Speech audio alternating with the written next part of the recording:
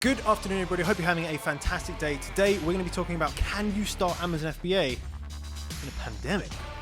Ooh. So if you're interested in this sort of content, make sure you are subscribed with your notifications turned on. Let's get into the video straight away.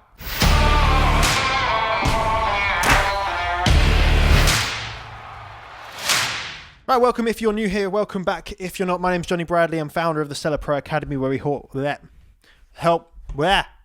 help ordinary people create extraordinary things, just one product at a time. Now, the observant viewer would notice that I have some things on my desk. So basically, these are my 10K Club awards. Once you join the Seller Pro Academy, which is my training program, and you make your first 10,000 or 100,000 in sales, you get these lovely, lovely, lovely awards. And I'm going to be posting these out tomorrow. I normally do events where I get everyone together and I hand them out. But obviously everyone's in self-isolation, so I'm going to be posting them, tomorrow, which is pretty cool. But I just wanted to get them out on the table and show you. But even though the camera angle, you can't actually see it. But if I lift them up, then you can see it. This is basically a visual representation of success. And on this table we have, quite a few, 10, 20, 30, 2, 3, 4, 400, nearly 400, 430,000 worth of sales just on this table, which is fantastic. And these all come from students of the Seller Pro Academy. So of course, I've been getting a ton of questions recently. And one of the biggest questions I'm getting is focused around, should I start Amazon FBA during this pandemic? Can I do product research? So that's what I'm going to discuss in this video. And hopefully I'm going to give you some really good insights and what I personally think will be the biggest opportunity in honestly decades. And I'm gonna explain why I think that, and potentially I could be wrong, but I think I'm right. So we'll get my pieces of paper, because I do like a good piece of paper these days. So the first thing I want to say is, anyone that is affected, like really drastically affected by this pandemic, and you're losing your jobs or anything like that, then please do contact me. If there's any way I can help, I will of course help. And I would say that if you're in that position, then do not start Amazon FBA. If you are having money troubles or anything like that, definitely do not start a business, because you need money to pay your bills, and anything like financial pressures when you're already under a lot of financial pressure is obviously not going to be a good idea. You of course may disagree with me on this, which is fine, but I would obviously say if you're really at hard times, then please don't take my advice on this, because you're going to need your money to pay your bills, to get food, and to survive. So I've been thinking about this a lot recently. Of course, everyone's stuck inside. I've been getting question after question after question. Should I start Amazon FBA? What sort of product research should I do? Etc. So to give you my opinion, I honestly believe this is going to be the biggest opportunity for e-commerce, for online businesses as a whole, ever. At least within a few decades.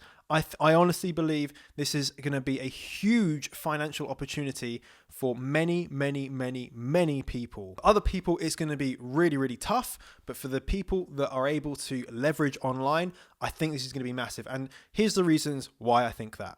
Hey, whoa. Now, if you're watching this and you're thinking, I like this guy, this video is quite cool, smash up the likes. Leave a comment. I'm obviously joking. Do not comment. Do not like. Do not encourage me. So more people are moving online. This is the basically the bottom line of it. Obviously, everyone's going to be self-isolated, either in quarantine, some for 12 weeks, maybe some for longer, and a lot of people just at home, not being able to work, not being able to socialize, and not being able to do the things that they want to do. That means there is going to be a ginormous amount of people online during the day, when before they would have been at work. Okay, it's not hard for us to understand that if there's more people at home, there's going to be more people online. It's pretty much most people. If you're a teenager, or to be honest, if you're in your 20s, you're going to be spending probably the entire day like this.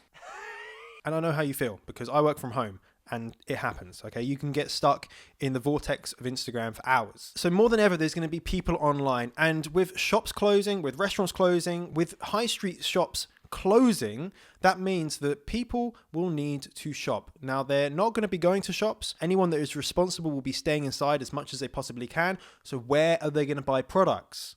They're going to go online. The same products that people need on a daily basis, people will go online to buy them. Where are they going to go? Or they're going to go to the most trusted website, the most trusted marketplace in the world, Amazon. Others will go other places, but Amazon is seeing a huge upshift in demand, and it makes complete sense. Obviously, people are going to be going and shopping on Amazon. But here's why I think it's really important. I believe a couple of years ago, I saw a study. I can't unfortunately remember, and I can't link it because I can't remember what it was. But it was saying about 26 to 28% of the UK population has shopped on Amazon, when compared to the US, which is about 70 to 80%. I think it was about 76% when I saw this. Now, I've always said that means that the adoption rate in the UK is fairly low compared to what it could be like in the US. We know the ceiling in the US is about 70-80%. It could be higher, particularly now, but in the UK it's lower. So I've said the growth opportunity in the UK markets, in the German markets, in the French markets, etc., is so high because the adoption rate is statistically lower compared to the US. However, that does mean at a time where everyone's going to be inside, that adoption rate will increase, and it has increased already. I don't have the numbers, of course. Common sense dictates that it would have increased. So that's all well and good, and you might be thinking, great, Johnny, that means that if you're selling on Amazon now, then you're going to be able to take advantage of it. What about all those people that are thinking about starting and want to be able to leverage this in the future? Well, what happens when people go online and they shop for the first time is that they realize how good it is and how convenient it is that you can shop online, get the best price, see all the reviews, see all the qualities, and then get it delivered to your front door. And at the moment, with no contact. So a lot of people that rarely shopped online or never shopped online will be shopping online, and they'll start to form a habit. If they're in for 30 days or whatever it may be, if people start forming a habit around ordering their things online, why would you think that the habit would stop when they can go back to work? If you form a habit, generally, you're going to continue that habit. So what I think is going to happen, that a lot of these people that are forced to now shop online because they have no other options, then a certain percentage of those people will continue to shop online after this is all said and done. The e-commerce industry, thriving. Supermarkets, thriving. And that's because of the increase in demand. That demand is not just going to disappear and go back to nothing when everyone goes back to work. I believe because of everything that is happening at the moment, social norms as we know it are going to completely change, and online shopping, I think, is going to take a massive, massive increase. We know that high street shops are closing. We know that everyone is moving online. Massive companies, Toys R Us, House of Fraser, all these massive companies are closing because they couldn't adopt online fast enough, and they're being beaten to it by the likes of Amazon. I personally believe that is only going to increase. What I believe is going to happen over the next 6 months, 12 months is a massive paradigm shift. And as this happens, there is going to be opportunity, because what happens is there's more demand, but there isn't more competition. And this is the key thing. This is why I believe this is going to be one of the biggest opportunities that we're ever going to see. With demand increasing substantially, sellers will not be able to join up at the same rate. A lot of people will be scared. A lot of people will be fearful, thinking, I'm not going to put my money into this because it could go wrong. What if something else happens? What if we're in this for a long time? And there's going to be those people, which I believe will be the people that haven't started, the beginners, or the people that have been selling for under a year. Those are the people that are going to be most fearful. The people that have been versed in this, they've seen Brexit, they've seen other issues happening. When the Chinese factories closed down 2 years ago because of pollution, everyone said this is terrible. Amazon FBA is going to die. Of course it didn't. It just went back to normal. With Brexit, everyone thought, oh, this is a bad time to start. But a lot of these people that you see on this table started during the whole Brexit issue, and they've all done fantastically. It's a lot of people that naysay and are fearful, don't take action, and they say it's not going to work. But there's a certain group of people that do take action, and they take advantage of opportunities that are there to be taken advantage of. If more people are buying online, that means that there needs to be more sellers online. It's just simple supply and demand. So that's the biggest reason as to why I think this is going to be a ginormous opportunity, an absolutely ginormous opportunity. Now, product research. Let's talk about product research, because there are going to be some changes in product research. A lot of people are asking me, shall I try and sell things that are to do with this pandemic, to do with things like face masks and hand sanitizer and stuff like that? And I would say, on the most part, no. And some people may think, oh, that's because you don't want to be able to, make money off of people, blah, blah, blah, blah, blah. That's not the case. If people want products, then someone needs to supply those products.